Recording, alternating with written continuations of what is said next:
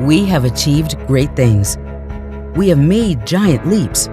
We've gone far beyond what we thought was possible. But we have only just begun. Our future in space is unlimited, and it will benefit all humanity. But it will take hard work, new technologies, advanced financing models, and enabling public policy. The Beyond Earth Institute is creating a policy and legal framework to enable the creation of economically vibrant communities beyond Earth. We will engage all stakeholders on critical policy issues: property rights in space, norms of behavior, conflict resolution protocols, filling the technology gaps, exploring new financing mechanisms, and making space settlement an agreed goal of the U.S. and its allies. Beyond Earth is committed to the true purpose of why we go to space. Join us on this journey.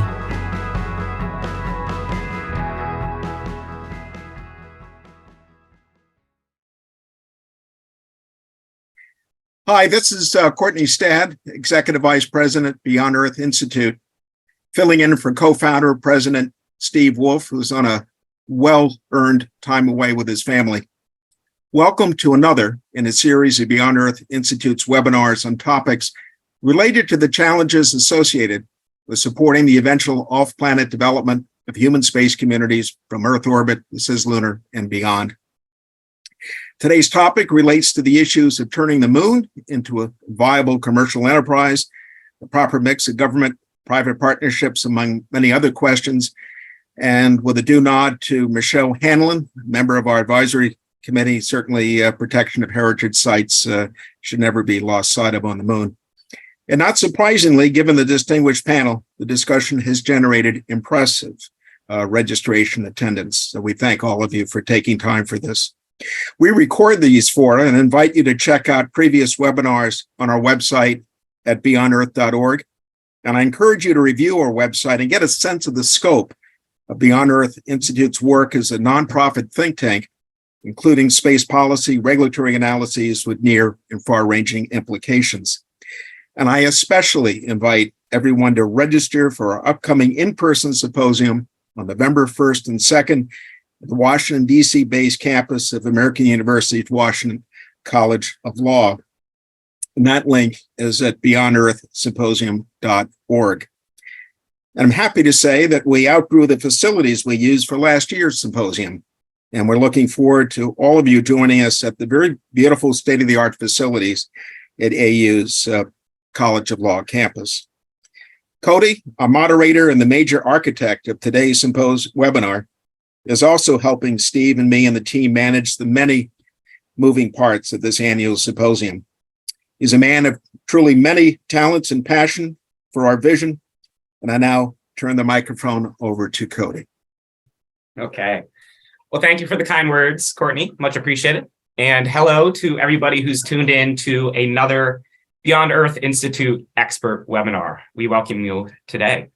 So we have a wonderful conversation in store for you on a topic of some great interest to the space community, and that is on the development and the coming opportunities for cislunar and lunar space. As we're all familiar, NASA and its international partners are making an active return of humans to the lunar surface.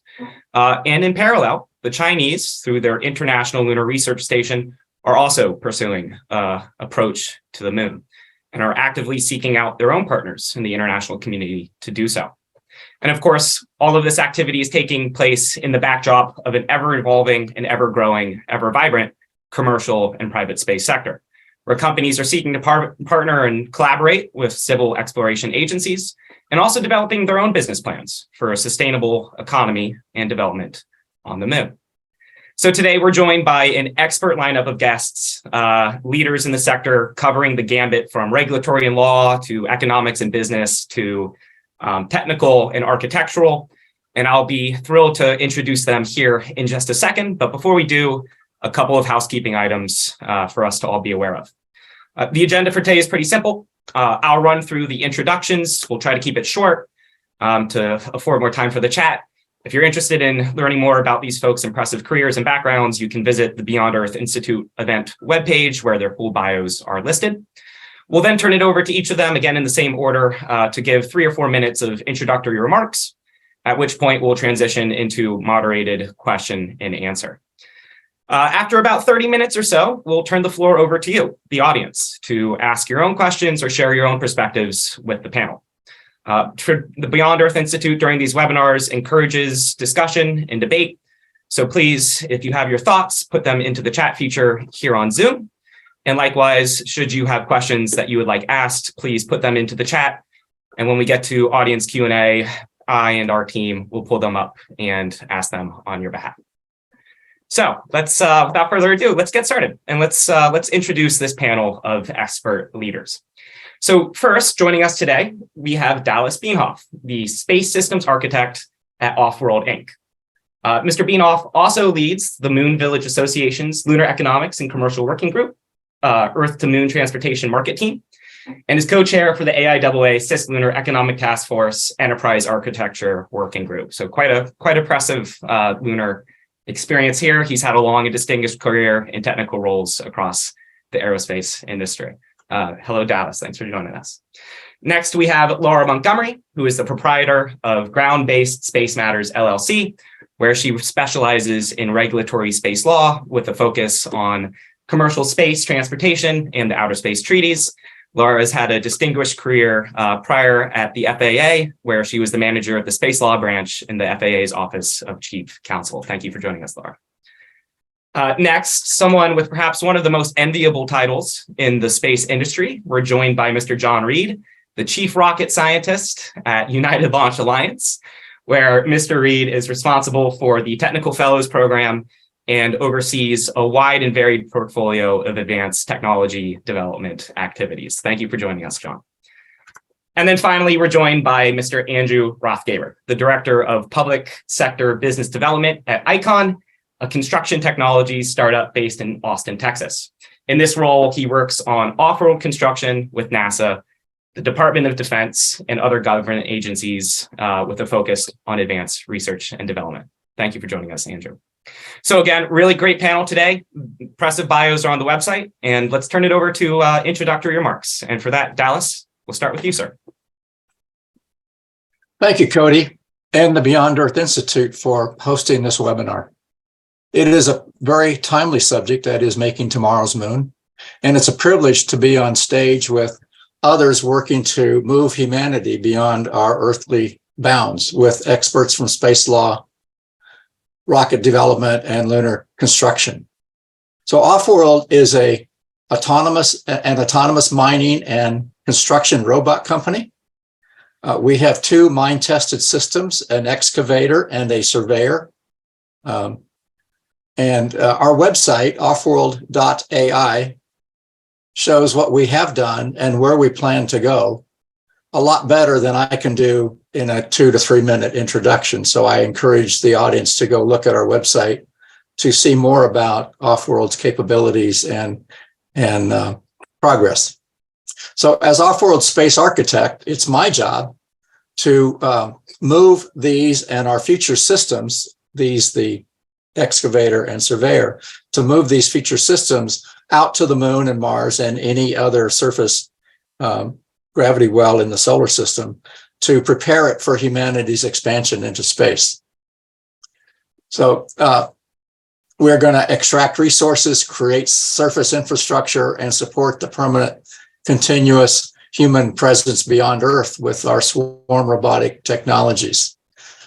So the Moon Village Association's Oasis 2045, co-authored by John Mankins, is a good representation of a continuous permanent community on the moon. And that's what we're aiming to help enable on the moon and on Mars and elsewhere across the solar system. So with that, I'll turn it over back to Cody, and we can move on to questions and answers sooner. Great. Thank you. Thank you so much, Dallas. Laura, over to you. Well, thank you, Cody, and thank you for including me in the webinar. It is an honor to be here. I always enjoy these discussions. I I was thinking about, what I wanted to emphasize today in terms of law and space policy. And I focused on the word sustainability here. And, in the popular press, it's often used in an environmental context. But I think that in our context, we think of it as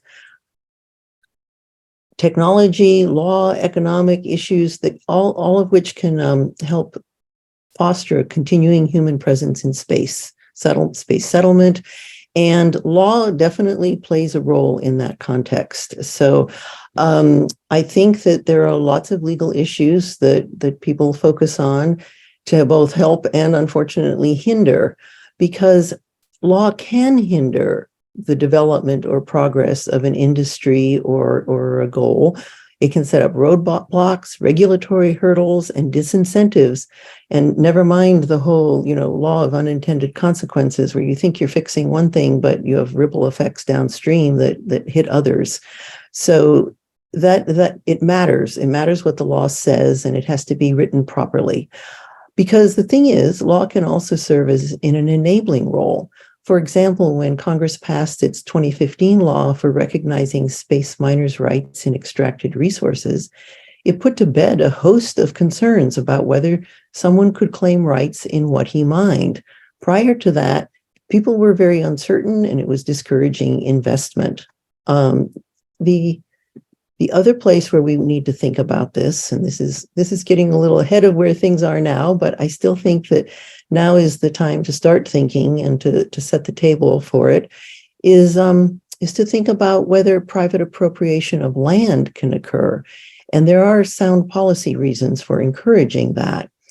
As the economist Hernando de Soto explained, absent legally recognized rights to buy, own, and sell titled property, it is difficult, if not impossible, to get a loan to purchase the property, improve it, mine it, drill for minerals on it, or sell the proceeds from any of those activities. Property rights are a sine qua non of wealth creation, and space is expensive and it will need a lot of wealth. And property rights aren't just something that people talk about in some sort of philosophical, political context. They're useful. They promote voluntary exchange. They provide transparency. If I know where my boundary ends and my neighbor's starts, we are likely to have fewer squabbles. They do provide the incentives, and that you can use them. You can use your land as collateral for improving it and doing a host of new things with your business. And it does foster reliance and the ability to plan. Also, I think the United States should want to encourage private investment, which will happen if we have recognizable property rights. It will save the U.S. Treasury and the U.S. taxpayer, and it will promote the kind of long-term planning that avoids the uncertainty of changing administrations and congressional priorities, and it will avoid embedding errors because the markets can correct in ways that legislation can't seem to.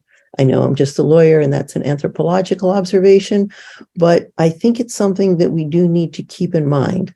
So that's my 2 cents for my introduction. Fantastic. Thank you, Laura. And yeah, the legal, the norms of governance, the governance structures are certainly something that we will touch on later in our discussion. So looking forward to it. John, let me turn it over to you, sir. All right. Well, thank you. And again, echoing everyone else's, appreciate Beyond Earth taking the leadership role and helping to facilitate these kind of conversations. I think my background with the whole Cislunar development and the future of Cislunar really kind of got jump-started back when Tori Bruno first announced our Cislunar 1000 vision. And George Sowers and I were sitting around going, well, what did he just do? And so from that point forward, we've kind of had a team that's been focused on what is the future state of Cislunar and how do we help enable it. I'm probably coming at this a little bit differently than most because we're a transportation company providing launch services. Our focus is how do we grow that whole ecosystem so that we can provide services to a broad variety of people and continue to be a merchant supplier. I would also say that our focus on the moon has been there throughout my career. One of the first keynote missions that I got to work on was the LRO LCROSS mission, where we converted our upper stage to an impactor and discovered the vast quantities of water that are there on the lunar surface in the South Poles. But that has really continued with our development of Vulcan Centaur and having our first flight be launching Astrobotics lander, one of the CLIPS landers going to the moon. And so we see a continued growth in that marketplace. And I've taken a role, as has Dallas, with the AIAA Cislunar Ecosystem Task Force, kind of helping to bring together that broader community of interested parties and learning how to try and develop an ecosystem like we've never had the opportunity to before. So look forward to the conversation today. Fantastic. Thank you, John. And Andrew, the floor is yours. Thanks, Cody. It's great to be part of this webinar and good to be part of the Beyond Earth community, which is doing so much great work in support of, I think, all of our biggest dreams and aspirations. So my name is Andrew. I work for a company called Icon. We're a construction technologies company based here in Austin, Texas. We're about 5.5 years old. We're mostly venture backed and focused primarily on changing the way that we, and when I say we, I mean humanity, house and shelter ourselves. So I think John mentioned that he's coming at it from a different angle. I'm probably the only home builder represented in this webinar. We really have 3 pillars of the company. That's residential construction. We do a lot of work with the Defense Department. And of course, we work closely with space. Our work with space really started in 2018 when Icon entered the Centennial Habitat Challenge, where we were a finalist. And space has really been part of the company's DNA really ever since then, since the company's founding. Through our work with the Department of Defense, NASA had contributed to some of that.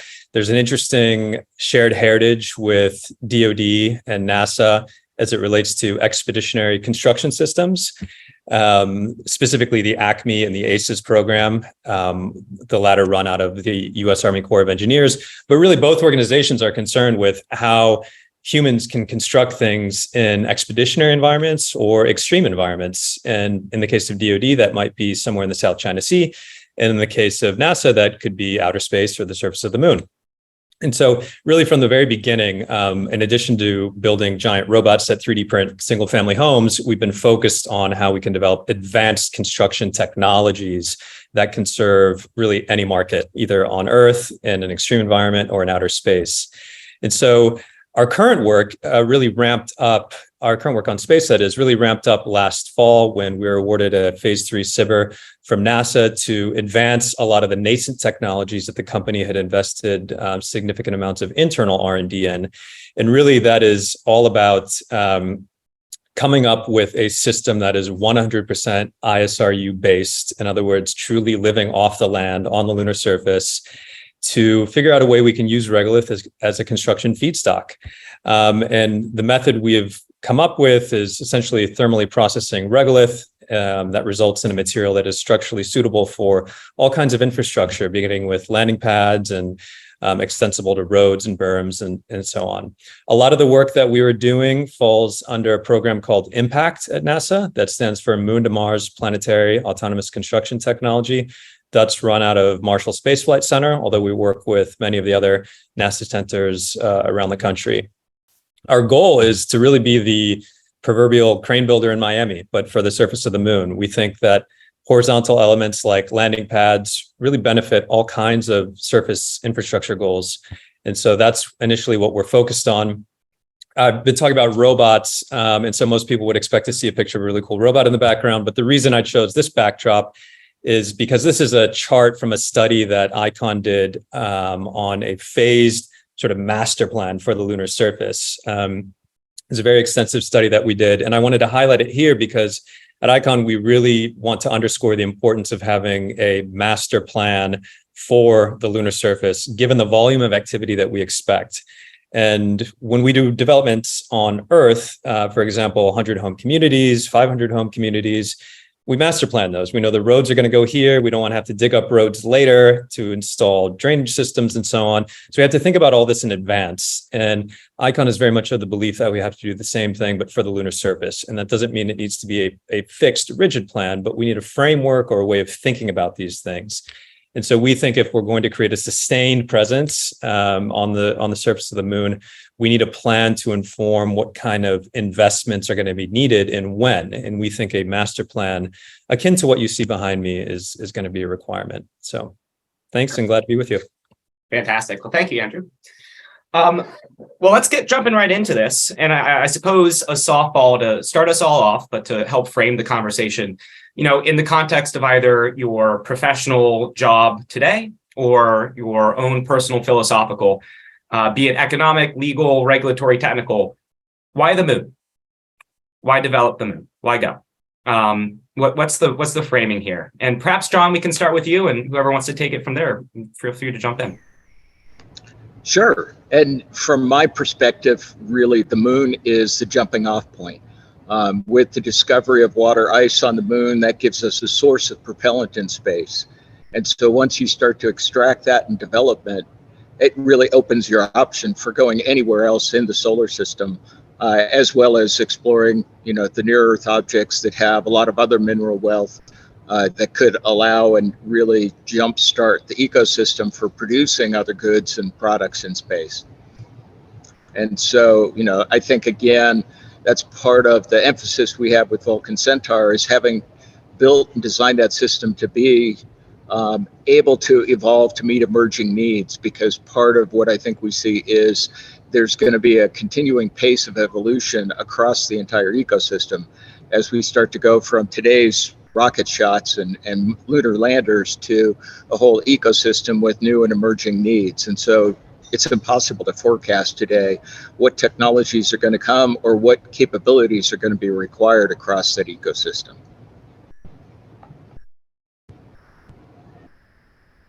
Anyone else want to pile on? Yeah, thanks, John. Dallas, perhaps you have some additions there?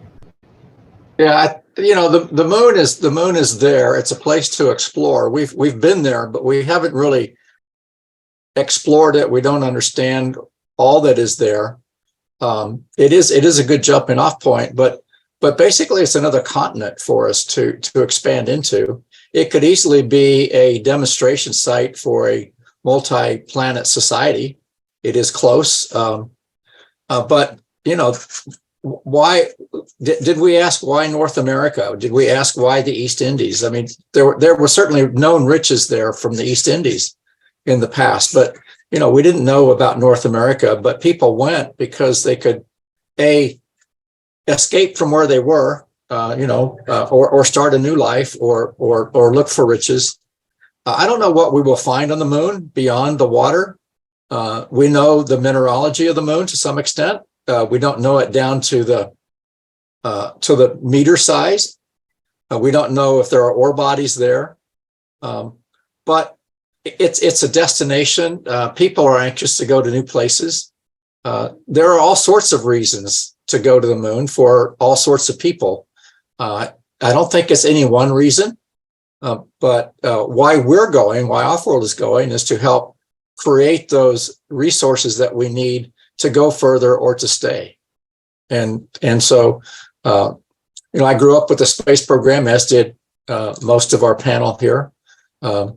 And it has a lure to us that are in love with going out to space.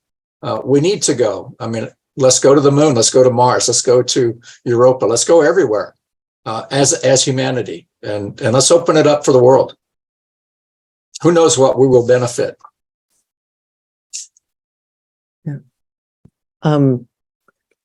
I'm in the let's go everywhere camp as well. And you see these debates about, should we do the moon or go to Mars? And I think that with the advent of commercialization and the increased opportunities there, let's do both.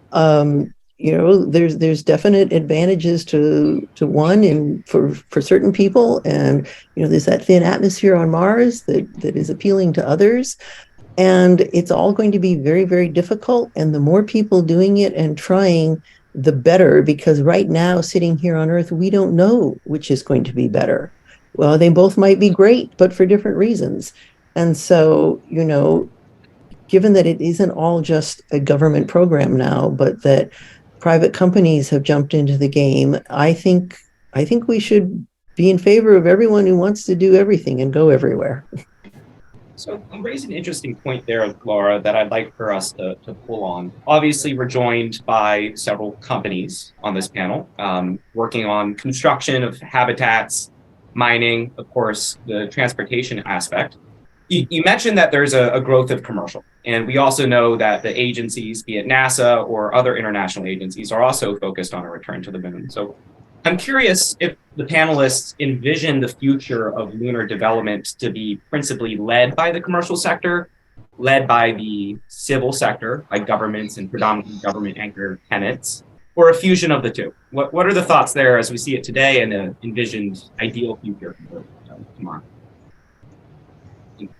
Andrew, perhaps you might want to start with that. Sure, happy to. I think it's a mix of both with any early stage technology, any early stage research and development. It's good to have the government as a sort of first mover to signal to private entities that they can be potentially an anchor customer. And then I think NASA is going about it in exactly the right way in this regard, is to seed technologies, help create the market, and then let industry lead and develop commercial cases and business models to support longer term efforts that won't require the government to be in a primary role. So in that regard, I think that's also a good reason to answer the question, why the moon? I think everyone's going to have a different answer, as my fellow panelists have already said. I mean, for ICON, it's kind of crazy to think, but the things that we're going to do on the moon will improve the way we can build houses on Earth, which in turn can address the affordable housing crisis that we see in any country we go to.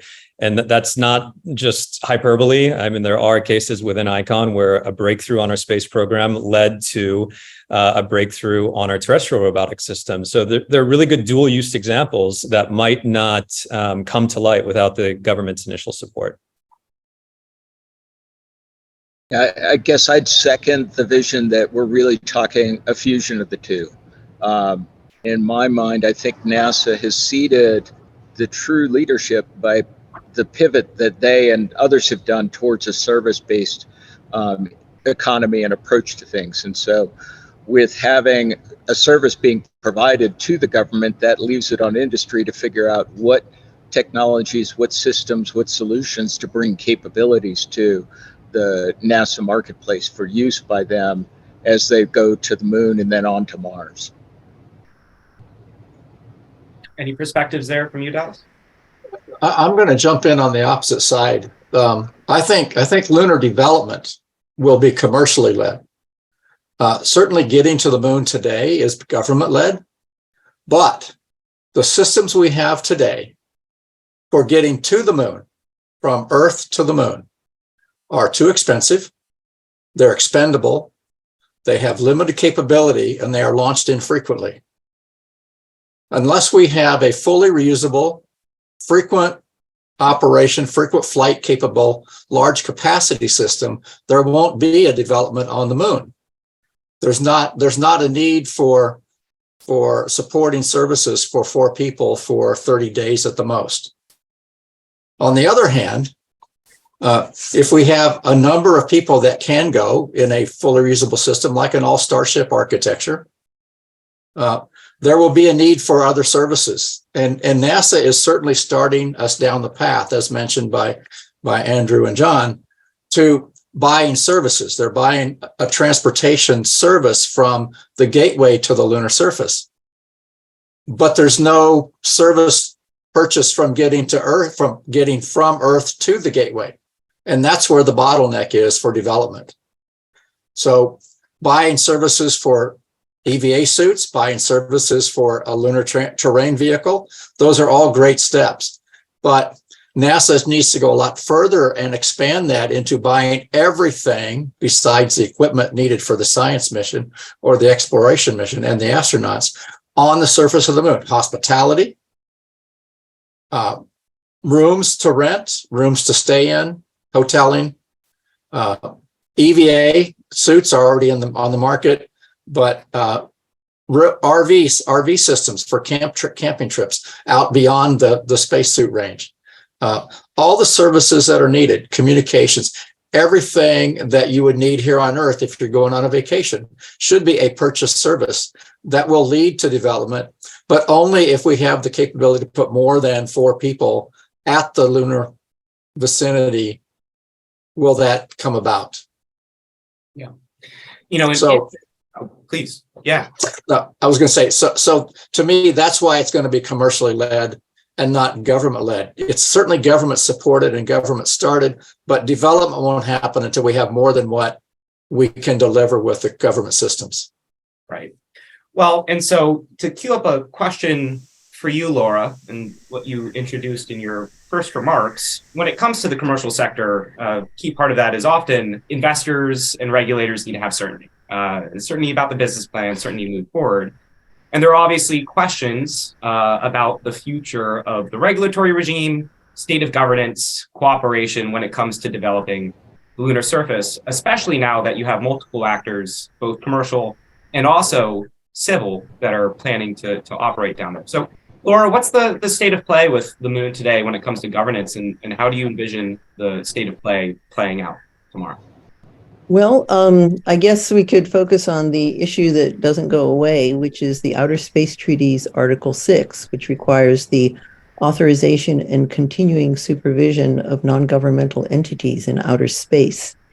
And, right now, the regulatory landscape is pretty much devoted to things that are going on right now. So you have the FCC regulating communication satellites, NOAA regulating remote sensing satellites, and of course the FAA regulates launch, reentry, and spaceports. It does not have authority on orbit or on the moon. And so because Article 6 requires all this authorization and continuing supervision, 2 issues crop up. One is, should the US government be regulating these novel space activities? If someone's, mining or creating lunar habitats out of the regolith, do they need government oversight? And so, here's this obligation on the US government. Should it be turning around and requiring regulation just because a very, very broad reading of the Outer Space Treaty says they should?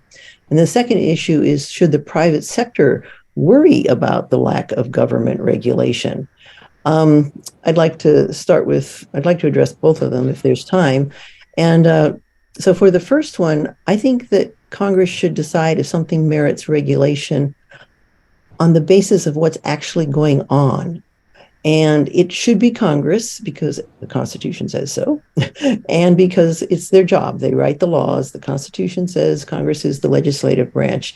And I'm very much hoping they don't wholesale delegate that authority for outer space to some single agency, whether it's the FAA or the Department of Commerce, and sort of make them the hegemon of outer space. Instead, Congress should continue the path it has taken historically here in this country. So, when launch and reentry started happening, then Congress granted authority to an agency to regulate them. But I don't think the mission authorization of a number of years ago should be granted to the executive branch and turn the executive branch into a mini legislative branch where it says, oh, well, playing soccer on the moon doesn't require a license, but, brewing beer does because there's pressure vessels. I think Congress needs to recognize that it's the one that has to decide what needs to be regulated on the moon and what does not.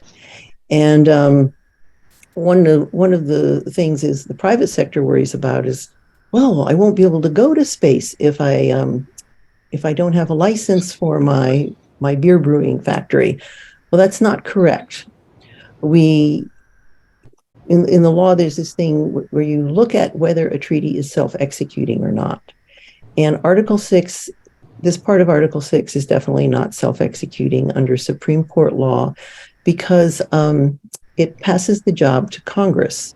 And until Congress, it passes the job of passing a law to Congress, and until Congress does that, if there's no law saying you need a license to mine asteroids or brew beer, you don't need a license. And so, back in the day when the FAA issued its press release for Moon Express and hinted strongly with great urgency that there needed to be a law passed so that companies like Moon Express could be regulated and they could go.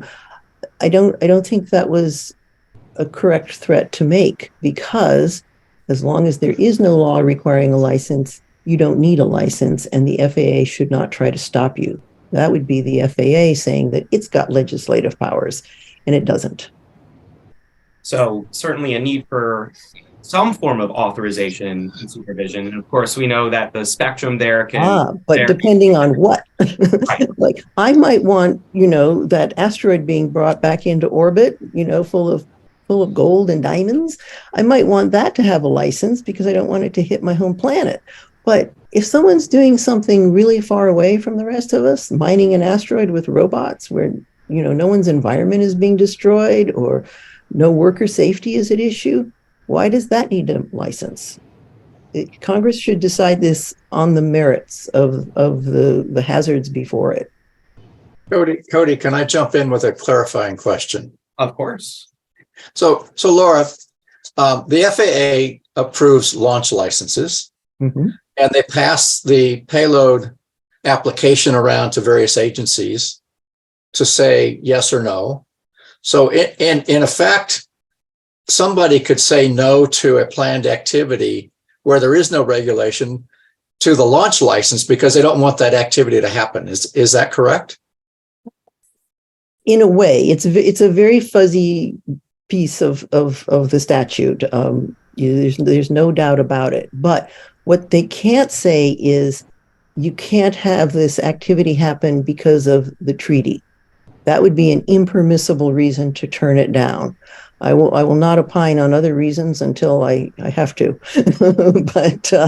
but that is an impermissible reason. That there is no regulation of your soccer field is not allowed under the Supreme Court's analysis. Now, I will caution you that the FAA might disagree with me, but I would say the FAA is wrong. So.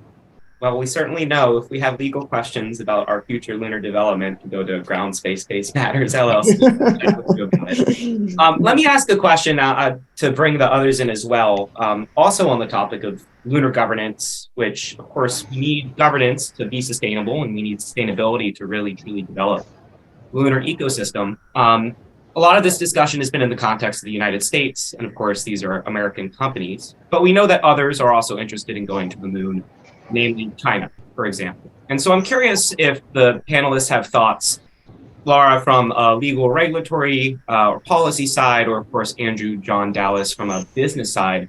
What does it mean to have an international community working on the lunar surface? Do you see opportunities for your companies, your organizations to grow the market with international partners, or do you see that as a potential risk to the development that you're attempting? All I can think of is Guardians of the Galaxy saying a little bit of both.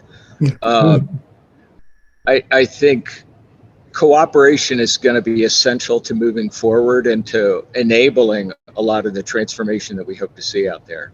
But I do also think there are fundamental differences in the behaviors and norms and approaches that the two, leading philosophies are bringing into the debate. And so I think that's going to have to get resolved one way or another. But I do also see a need, the easy example is space traffic. The very nature of space is it's not really bound by our terrestrial domains. And so we need to be thinking beyond national borders as we try and engage and solve some of the challenges that we have with co-use and with working together in the broader domain.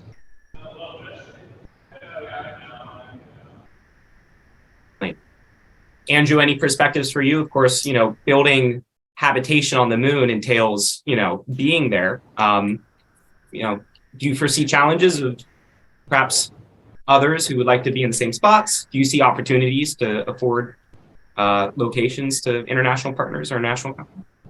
Sure, I think so. As we are aspiring to be the providers of a lot of infrastructure, we are, I should say, relatively agnostic, whether we're serving government customers or private sector customers. And certainly we hope that there is a robust market to serve as the cislunar economy grows. I think the important thing is, as you alluded to, is if we're all if the parties at the South Pole, at least in the early days, I think we do need to have more opportunities, perhaps in international fora, to bring in government and private sector players from other countries to understand who's doing what and when. And there's probably going to be a reluctance to share too much or to divulge too much, in part maybe because folks don't even know themselves yet. But I think we at least need to create the mechanisms to understand where things are going to go and when, so that we can deconflict some of these activities. So while I think the market is there, there are a lot of risks, and this is not even to speak of the geopolitical risks. I just mean the risks associated with the kind of traffic that we anticipate that John alluded to. So certainly a lot of opportunities, but I think more dialogue is going to be needed. Absolutely. From our perspective, Off-World's perspective, we are an international company. We have offices in 4 continents. We do our mining robots here in the U.S. Our European contingent in Luxembourg is doing lunar processing modules to extract water from icy regolith and produce oxygen and hydrogen for landers and use on the moon. But certainly, we see the 2 different organizations, the Chinese ILRS and the Artemis base camp, as being additional customers to service, like John said, or Andrew said, I'm sorry. And so we see that as a benefit, but government to government cooperation is going to be important for stability, whether those systems or communities or outposts are next to each other in the South Pole or on opposite poles or any other relevant site on the moon. But a growth in customer base is always good for commercial companies. So we would like to see that. And the Artemis Accords is a good starting point, and the Artemis signatories are up to 27 now, I believe, with Ecuador and Spain recently signing. China has their Asian Pacific Space Cooperation Organization, I believe it's called, and they're getting signatures also. UAE is a participant. Venezuela just signed. Russia is a participant, of course, a founding participant. But these organizations are going to be useful to offer a stable regime in their own community. But there needs to be good understanding between the two to help us evolve peacefully and eventually, I think the people on the moon will decide how to operate on the moon. It won't be the US, it won't be the UN, it won't be Russia or China. It'll be the people on the moon, because they will be governing themselves. So, and I do think there's a data sharing component of that. The thing I'd think about sometimes is, parts of the world we drive on the left side, parts of the world we drive on the right side. That doesn't become an issue terrestrially, but in space, if you're both heading towards each other and your paradigm is to shift left and theirs is to shift right, you just keep moving into each other. And so there needs to be that data sharing and understanding of what your behaviors are going to be in the event of different circumstances, and sharing of those insights in order to have a sustainable and safe use of space. Yeah, and that's where the government to government cooperation is important. Mm-hmm. Certainly. So a phrase that we keep coming back on that I think is central personally to talking about cislunar development, lunar development, is sustainability, right? We've already seen an example in our past in the space age of going to the moon, vigorously exploring the moon, and then peeling back for other destinations or other development. Curious for the panel, what to you for your company or your organization, what does sustainability really mean? And right now, what are the challenges, roadblocks, or opportunities that you see ahead to achieve that vision of sustainability? And perhaps Andrew, we can start with you, then Dallas, John, and then Laura. Sure. To us, it means creating systems that will endure over the long term and don't require a lot of upmass.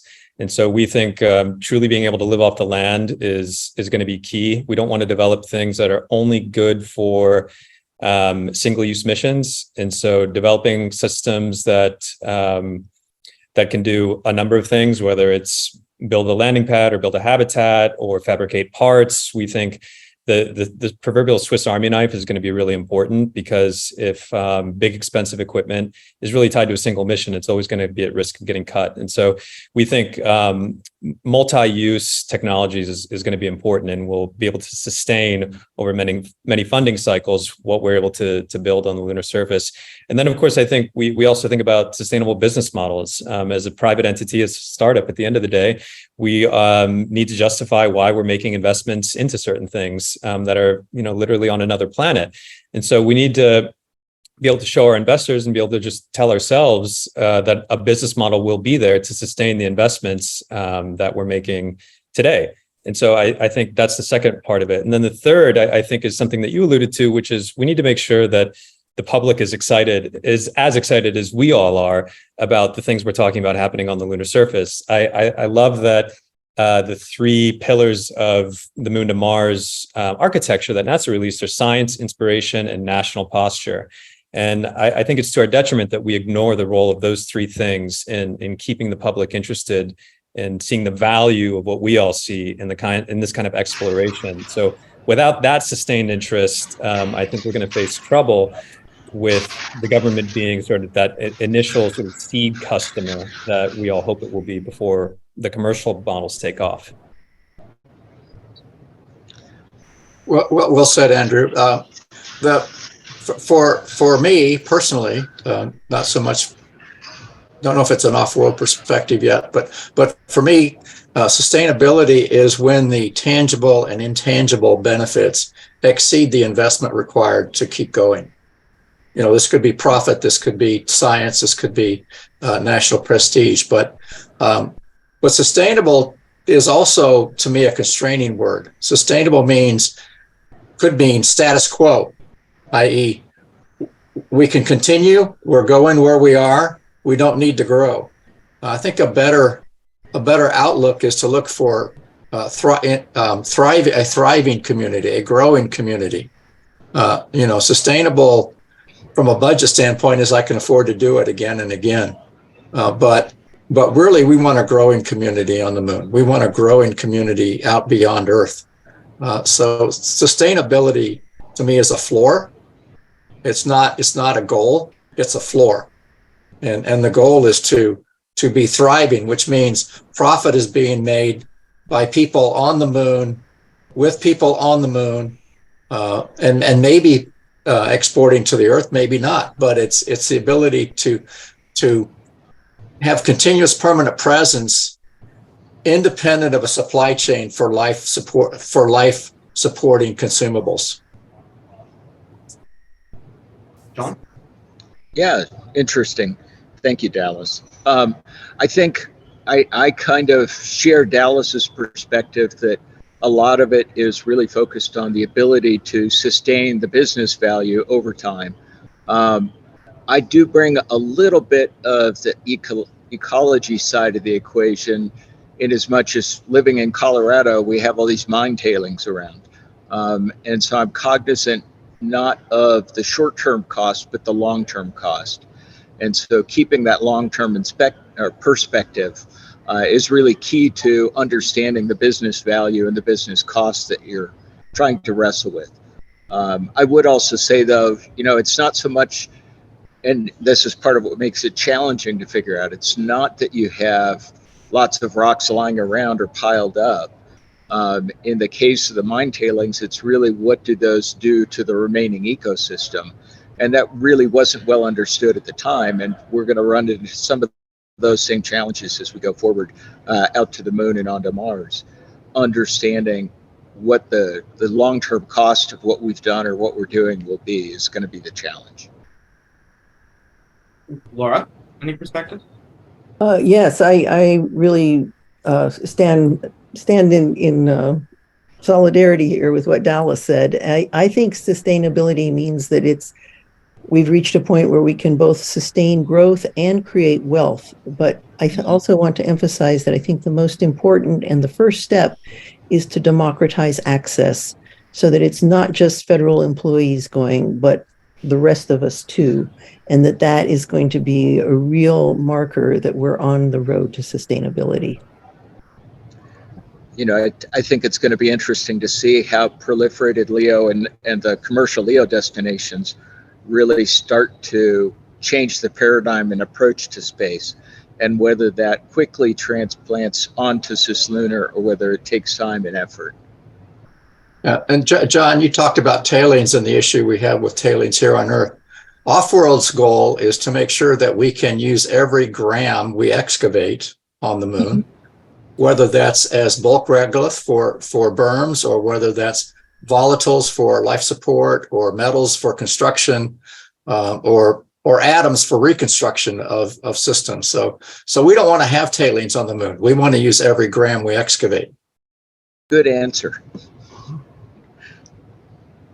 Well, fantastic. We're coming up on around 1:50, and again, we'll close here at 2:30 Eastern. So please, we would encourage the audience, if you have questions as we transition into audience Q&A, to please put in the chat.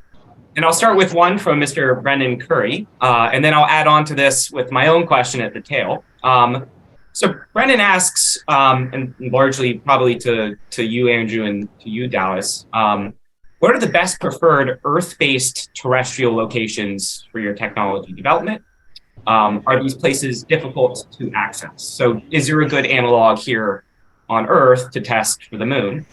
And then my follow-up, if you so choose, what do you see as the largest technological hurdle in translating your development here on Earth into actual practical operation on the moon? So perhaps, Andrew, we can start with you. Yeah, thank you. I saw that question in the chat, and I couldn't resist changing my background to this Mars analog habitat that Icon printed. This is a rendering, but we printed this building, and it sits in hangar building 220 at the Johnson Space Center. And so NASA locked the doors on that with a crew of, I believe, 4 about a month ago. And so there are 4 people living in that for 1 year, and they're going to face an 8-minute communications delay, and they're going to do EVAs and all that. And so that is like an easy example of where can we train in space here on Earth. Just build a habitat and lock people in it and see what happens. The angle of that one is, of course, health and human performance. So we need to test all of these things. We need to test how humans are going to fare in outer space. We need to test the mechanical properties of lunar regolith simulant, which is a big area of study both in NASA and in academia. And Icon is working on some of that as well. And we need to understand what happens to our robotic systems in extreme environments. And good analogs for that are underwater, under deep sea environments, and of course the Arctic. There are a number of opportunities to test how you can remotely control robotic systems in extreme environments, in the extreme cold. And so we're looking at some of those things as well. So that's my initial take on this. I think it's a really good question, and obviously one that we think a lot about. I suppose there's probably an answer that I could give as well that's a bit longer on sort of the state of the space industrial base, and does the growing space economy have access to dirty TVACs and to lunar regolith simulant in bulk? You know, if you wanted to order a ton of it to test the robots that that Dallas is talking about, like, is there a place? Can you order a ton of lunar regolith somewhere? And is it Highland regolith simulant or simulant from somewhere else? And so there's a lot of ways to answer this question. I think it's a really good one, but I don't think there are any shortage. There's no shortage of places to test what we want to do in space on Earth, but we could always use more. So thanks, Andrew. Our robots, mining robots, are tested in the mines. You know, we've been deep underground in South Africa with our excavator. We've been crawling over rubble piles in an open pit mine with our surveyor robot. to sense what's there. These are autonomous. They are a machine learning enabled, to throw out some buzzwords. But we're moving into a swarm technology, swarm robot technology, where we'll have a few overseers for multiple robots going at mining stuff. So that the software is independent of location, so that can be tested out and proven. The mines are dusty, dirty environments already, not to the extent that the moon dust is as fine and abrasive as it is, but they are not clean environments. They're not clean room environments. So the mines offer a good place for us to test our systems, and the challenge will be replacing Earth compatible components with lunar compatible components from an environmental standpoint. Normal operating temperature, room temperature, room pressure, so to a vacuum that can be as cold as 20K or as hot as 360K. So that's a technical challenge, and it's a system swap. Our robots are not large. They're about 1.5 meters by 1 meter by 0.5 meter overall dimension, but they can operate 24/7. So the mines for us is a good testing environment, and we will be able to modify them, evolve them into the lunar environment, and we send them to go. We just had the Lunar Surface Innovation Consortium just had a lunar proving grounds workshop about the need for a proving ground, and the question, was one needed, was not part of the agenda. The question or the solution of having a large gymnasium with vacuum capability and 20K capability to test robots of what we're doing, or human machine interaction even, was kind of seen as a bit too far, too expensive, too large. Oh, we'd never put humans in a spacesuit in a vacuum on Earth because they might die. Wait a minute, won't they die on the moon if that happens? And then the other case was, isn't the moon the lunar proving ground?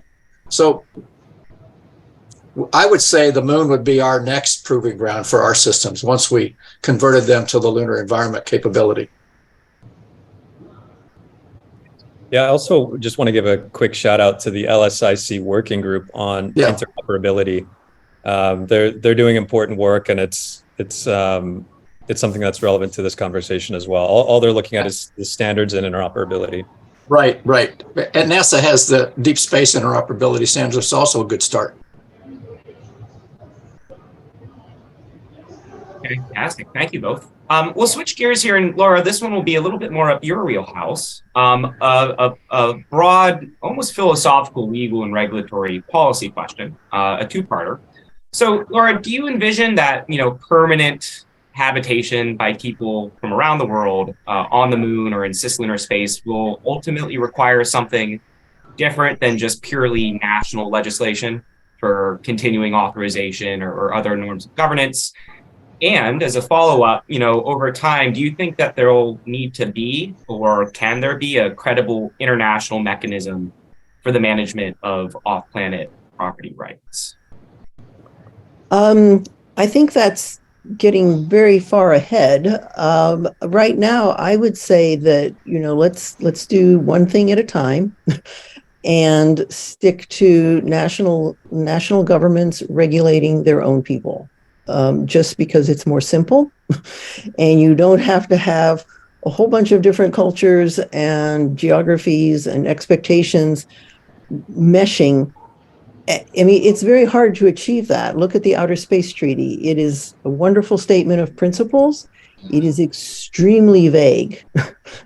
General. And so you've got these general statements of goodness that we're all in favor of. And when the Artemis Accords came along and added just a wee bit more clarity to those principles, everyone's very concerned. And it's really just a restatement of the Outer Space Treaty's relevant provisions and a little bit of detail on how to implement those very vague terms. So I think that trying to have some sort of international mechanism in place now is tremendously premature. I think we should all go and try to do what we can and see how it goes, and not try to regulate in advance, and definitely not try to have international agreements in advance until we've seen how things work. It's no pun intended. It's hard to legislate in a vacuum. So let's find out. You got it. So let's find out what it's like before we start spending resources on changing international treaties that are doing a pretty decent job right now. And even though I'm extremely in favor of property rights, and I think that I would like there to be a dialogue established on the notion that, oh, they're good. I do think that we want to wait before we try to enshrine anything yet. It's just too soon. It's just too soon. Yeah, I think I keep going back to the fact that we've got to have a value proposition for all the other kinds of money to be spent towards the use of, the materials in space and on the moon. And if we don't have the framework allowing that, it's going to be really hard to jumpstart the economy. But that said, I think we do want the flexibility for different nation states to enable different tests, different trials, and let's figure out what the best path forward is together. Right. I mean, I speak as a former regulator, and I sat in a conference room years and years ago, and we all looked at each other and agreed that probably airports wouldn't want spaceport licenses. Well, guess who the biggest number of applicants are for spaceport licenses? Airports. So, you don't know till the future arrives. And I think it's a lesson that we need to keep in mind. Thank you. Let's switch gears back to the technical very briefly, if we can. And really a question to any of the panelists. And this is about the unique environment on the moon. So how will the harsh environmental lunar conditions, the vacuum, for example, the lunar regolith, affect future construction, mining, transportation processes, for example, the construction of a lunar base, Andrew? And are there any unique building techniques, unique technologies that your teams are developing to address the unique characteristics of the lunar environment? Sure, yeah, very, very unique characteristics for sure. Most people, when they hear that ICON is aspiring to buildings on the moon, assume that we're somehow going to fold our massive Earth-based printer into a rocket, which is not the case. We are working on a method that thermally processes regolith into suitable construction materials and infrastructure. So it's not too similar to what we're doing on Earth, in the sense that on Earth we're extruding a cementitious material out of our nozzle, but it is similar in that it's additive. So our solution is sort of inherently biased toward 100% ISRU based, and we want to make sure that whatever system we end up using in fielding and in testing is very low mass as well. So that's at a high level how we're approaching it.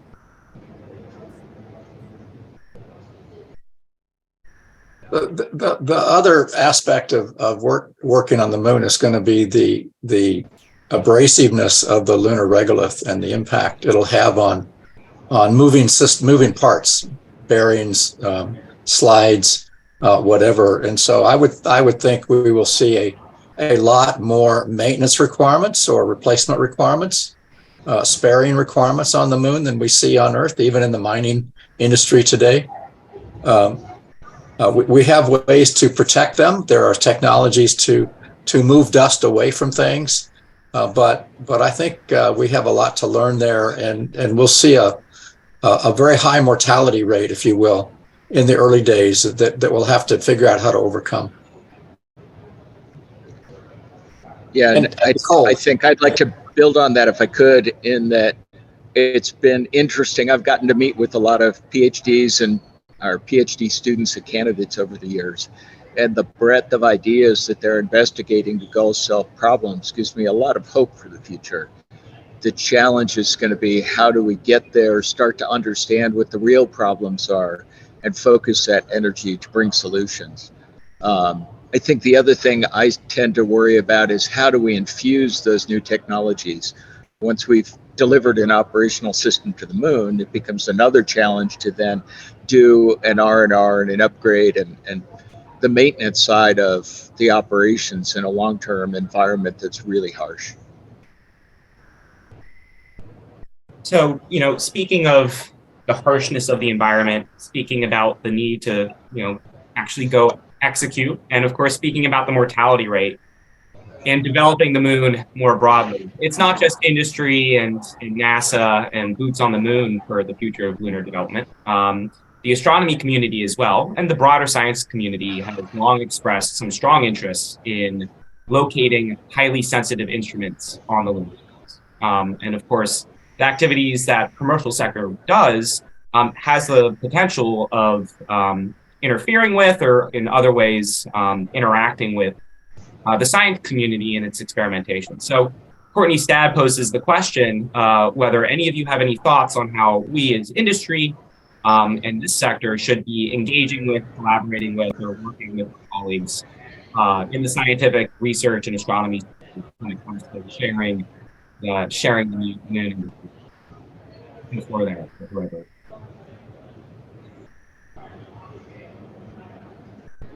Well, if no one else will jump in, I guess from my perspective, it begins with understanding the fundamental physics of that environment. I think it's overly optimistic to assume that there's not going to be any impact from one operation to another, and we've got to just start to understand it and think through what's going to give the best benefit for the broadest community. And so it'll be a trade space, and we've got to get agreement around what we're allowed to do, what we have to try and minimize.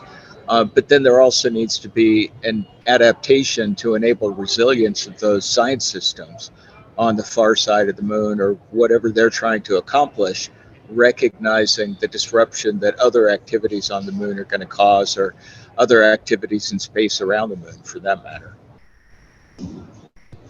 Courtney also mentioned mining with explosives and stuff. Off-world is not using explosives in our mining activities.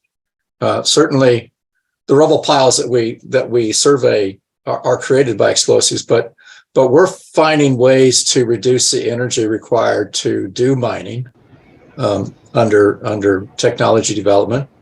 But also, we should understand what will perturb the science activities. We have seismometers on the moon that detect micrometeoroid impacts.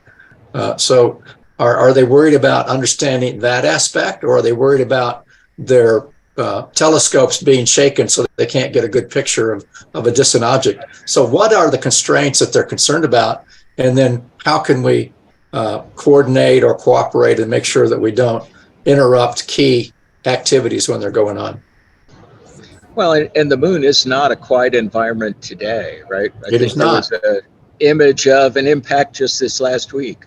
And so recognizing that, yes, we are doing things that might disrupt, but there's lots of other things that are going on, and being resilient to what's naturally occurring will afford us opportunity for other human-initiated activities.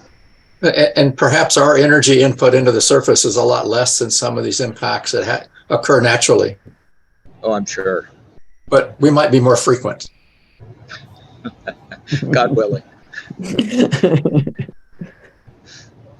Well, one thing, this is a two-way street, and one thing I would hope that anyone figuring out where to site an observatory would consider is, are they about to site their antennas, et cetera, on prime real estate?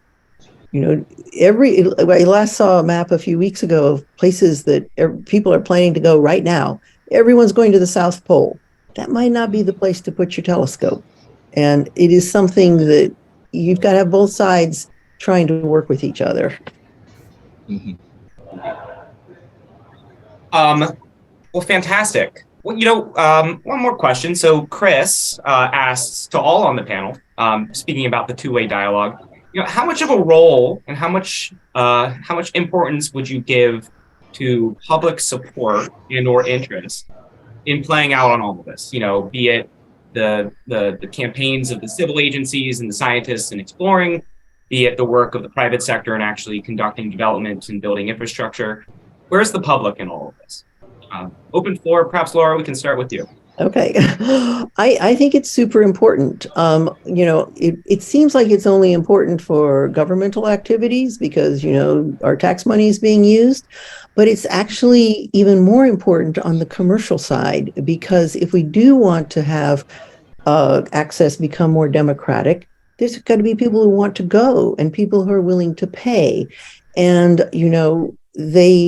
I feel like I've been seeing more interest in the last 10 years as people have started seeing, private sector activities that are a little bit more obvious, like, Mr. Musk's SpaceX, than some of the more heritage companies. And like in my class I teach law, a law school class on space law, I get more students. I get more calls from young people. How do I become a space lawyer? And it's the interest is growing. I mean, people think they might be able to take a ride on a rocket to 100 kilometers up. And that's very exciting. And even though it's super expensive, a lot of us understand the television phenomenon. The new television comes out, it's super expensive and you can't buy it.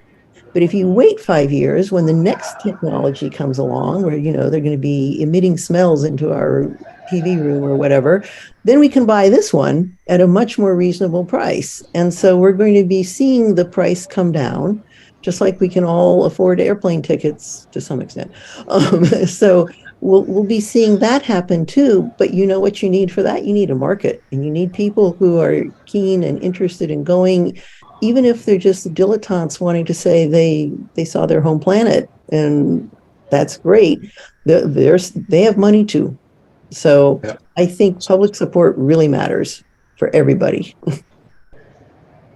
So there was a recent survey there was a recent survey that was published this week or late last week that about the public's interest in what NASA is doing and in space in general. And the results were people are interested in protecting the Earth against meteorites and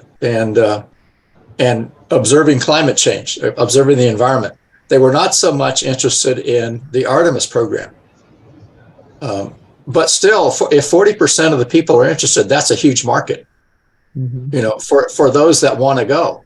And I think that, like Laura said, there is a very huge uptick in the number of students in going into space-based classes and careers, whether it's law or technical or whatever, or business even. We see that in some of the design competitions I'm a judge at. The schools that participate have seen a tripling of the number of students in their classes over the last 2 to 3 years. So there's a huge interest. Does it have to be 90% public support, or does it have to be 40%? It can be anywhere in between. There'll still be a lot of people that will go. So interest is important. A high majority of people supporting it from a public standpoint, to me, is not so important. It's whether or not we can make money and whether there are customers there. Yeah, and I guess I go back to the inspiration piece of those 3 pillars. That inspiration is really going to be critical to developing the brain power that will bring that ecosystem forward in the next generation. And so I think from that perspective, we really have to have the public engagement and really get the message out and get the inspirational aspects of it out to everybody. Yeah, I think we have, I agree with everything folks said. I think we have our work cut out for us on all those fronts, whether we're trying to capture more of that 40%, whether we're trying to capture the interest of the business community, as Dallas was talking about. I think we have to do it all. But I'm continuously surprised at the number of people who sort of lack a base level understanding of what this all means. On the one end, I was talking to my 16-year-old nephew about this panel, and he was just kind of blown away that a panel like this even exists and that we're talking about going to the moon. And on the other end of the spectrum, I was talking to a very well-educated venture capitalist the other day about this subject as well. And he asked, what buildings do we have up there now? And I was like, what do you mean? He's like, well, do we have like places up there now? And again, this is like a very educated person. And so I think people just don't really understand a lot of the goals. They can't place into context what the goals of Artemis really are, because when we say we're going back to the moon, a number of people assume we never left.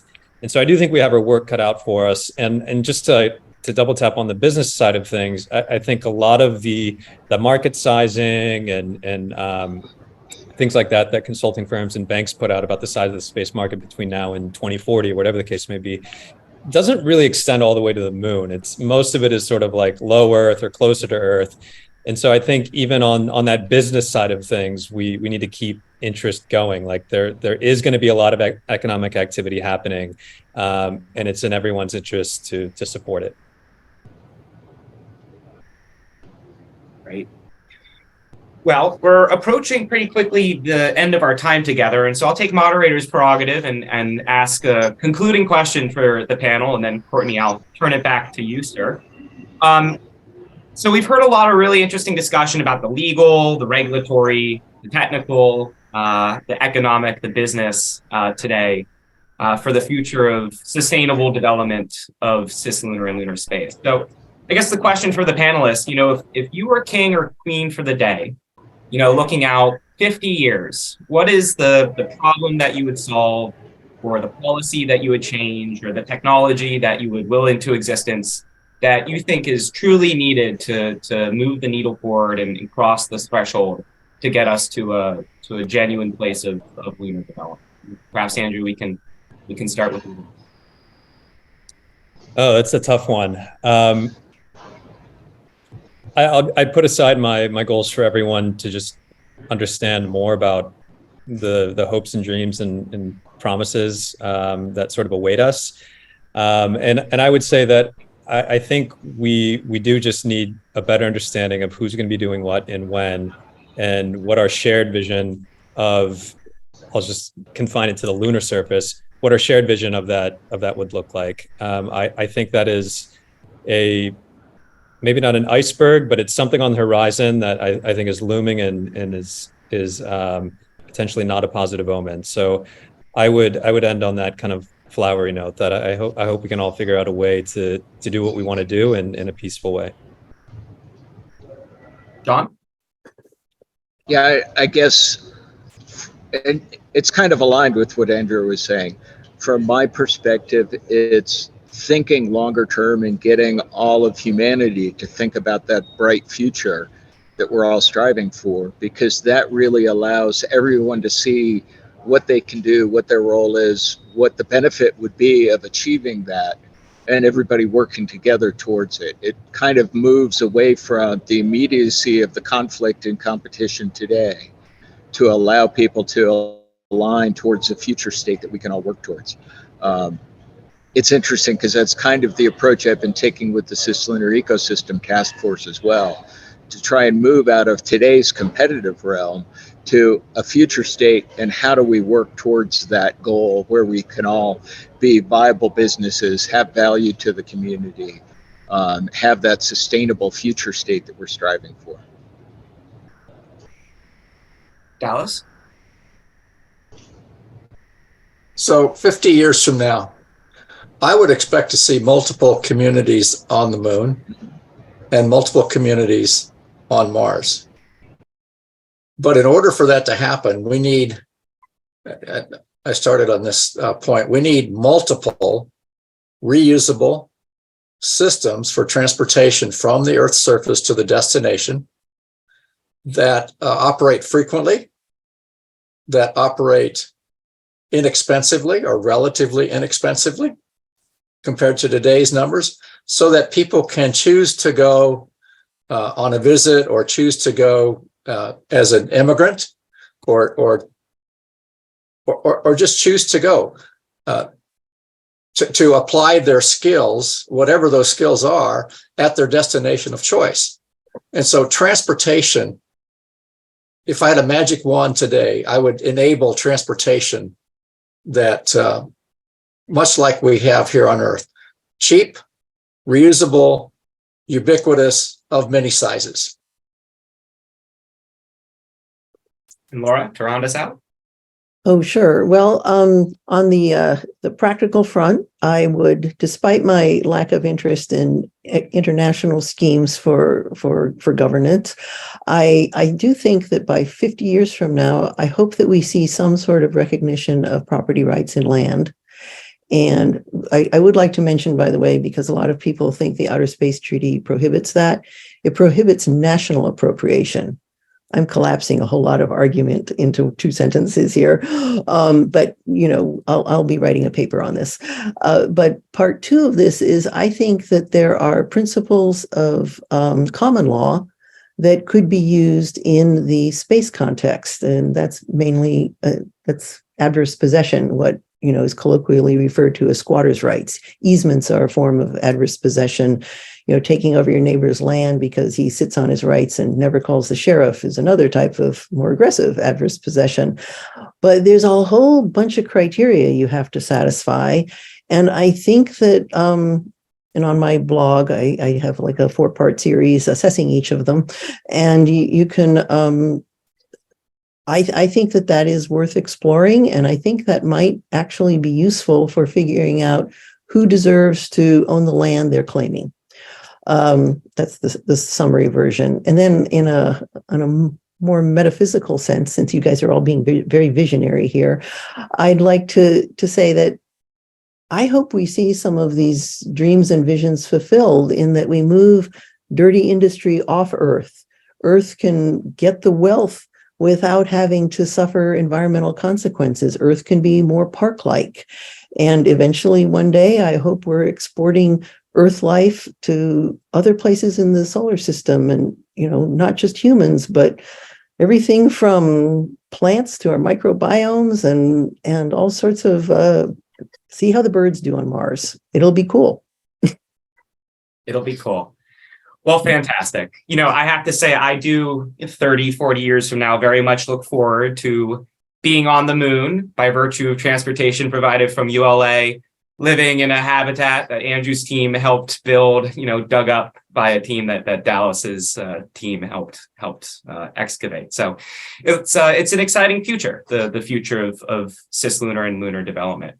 Thank you again to our expert panelists for joining us today, lending their insights, giving us their time. Thank you to the audience for tuning in and for posing such thought-provoking questions.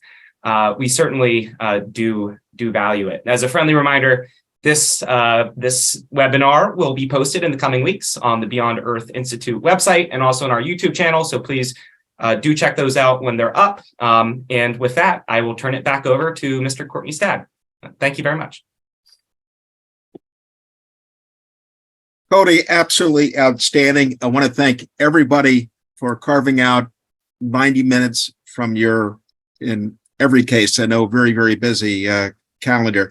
Based on the responses from the audience, based particularly from a friend of mine who, we all have such people who always tends to be Mr. Skeptic, who just sent me a text saying how much he truly enjoyed and appreciated the content of the last 90 minutes. I would say that, Cody, you and your panelists knocked it out of the park. And again, force multiplier, this will be recorded, this will be distributed. So do know these wonderful observations will continue to circulate. I do encourage all of you, the audience, to check out Beyond Earth's website, particularly the November 1st, 2nd symposium in DC. And I want to make one concluding comment, which is as to public interest. I think ever since Homo sapiens broke out of the hominid branch, it's been a very small, minuscule percentage that has led in terms of transformation. And every one of you on this panel really are role models in your respective domains for that upcoming generation, because you're all change agents. You're all leading the way. And that's vintage, be it 20%, 30%, whatever the of humanity, but everyone will eventually come along, particularly as this is becoming more and more tangible. And as Laura referred to, the costs become more in hand. As for you, Cody, I have no doubt that in 30, 40 years, you will be on one of these off-planet surfaces. I will be long gone in some form of ashes orbiting around the Earth, which is the deal I have with a company called Celestis. But I get off this session with very excited. So I want to thank you all again, thank the audience, and look forward to seeing you all at the next webinar. Meanwhile, stay cool. Have a wonderful summer. Thank you.